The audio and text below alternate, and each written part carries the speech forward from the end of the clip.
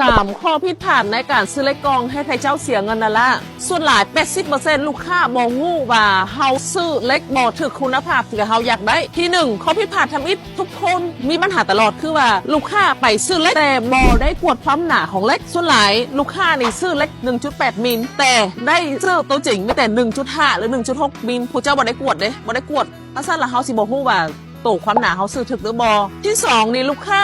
ส่วนหลายมักบึงราคาถึกหลายก่อนบึงคุณภาพผู้เจ้าฮู้บ่ราคาถึกสิบ่ได้ผลิตภัณฑ์ถือได้มาตรฐานเด้อตัวที่3แม่นมาตรฐานของเล็กเดียวนี่เนาะส่วนหลายทุกคนอยู่ลาวจะบ่ฮู้เกี่ยวกับมาตรฐานของเล็กแม่นหยังทั่วโลกมันจะมีแต่ละประเทศที่แบบพัฒนานะเขาจะมีมาตรฐานต่างกันสมมุติคือญี่ปุ่นแม่น JIS อเมริกาแม่น ASTM อยู่ลาวส่วนหลายนำวัตถุดิบนำเข้ามาจากจีนตั้งแต่ละอยู่จีนนะเขาจะใช้ส่วนหลายแม่น SS 400หรือว่า Q